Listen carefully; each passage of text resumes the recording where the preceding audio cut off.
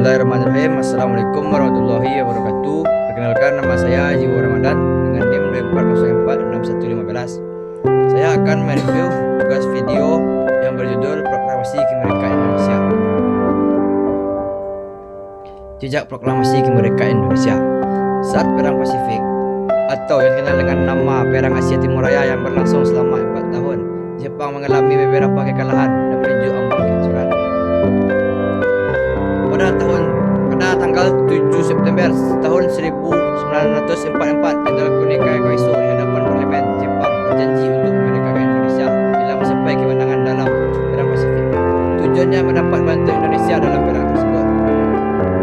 Kaum Pergerakan Nasional menyambut hangat janji kemerdekaan oleh Jenderal Koiso. Pada tahun 1945, tanggal 28 Mei, anggota Badan Penyelidik Usaha Persiapan Kemerdekaan Indonesia atau BPUPKI dilantik oleh Jenderal Kumakaichi Harada. Regimen Leningrad Tokoh Pergerakan Nasional ditunjuk sebagai ketuanya. Tetapi tidak semua petinggi militer Jepang sepakat dengan pelantikan BPUPKI. Misalnya Jenderal Izaki dan Yuichiro Nagano. Keberatan dua jenderal itu tidak berarti banyak. Mayoritas petinggi militer Jepang tetap mendukung pembentukannya BPUPKI. Sidang BPUPKI dari tanggal 29 Mei sampai 1 Juni pun berjalan mulus.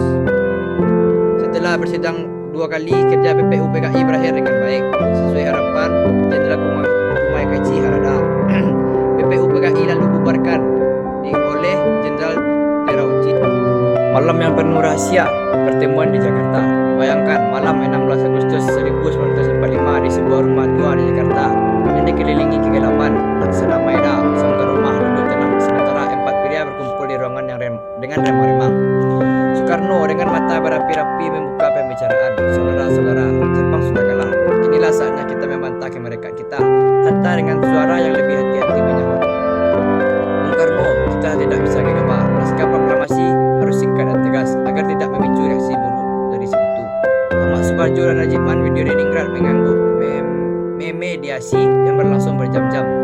Di luar, angin malam membawa bisikan harapan rakyat yang lapar akan kebebasan. Tangan-tangan yang mengetik sejarah. Malam itu juga Sayuti Melik, pemuda berusia muda, duduk di depan mesin tik tua. Jarinya menari di atas touch, mengetikkan kata-kata sakral proklamasi. Pembacaan proklamasi momen sakral. Pada pagi hari pukul 10 WIB di halaman rumah Soekarno di Pegangasan Timur, Jakarta. Proklamasi dibacakan.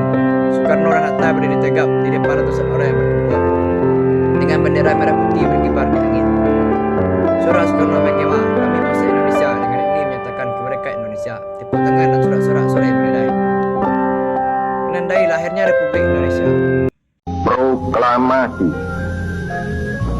Kami, bangsa Indonesia, dengan ini menyatakan kemerdekaan Indonesia. Hal-hal yang mengenai pemindahan kekuasaan dan lain-lain diselenggarakan dengan cara saksama dan dalam tempo yang sesingkat-singkatnya. Jakarta, 17 Agustus 1945, atas nama bangsa Indonesia, Soekarno, Hatta.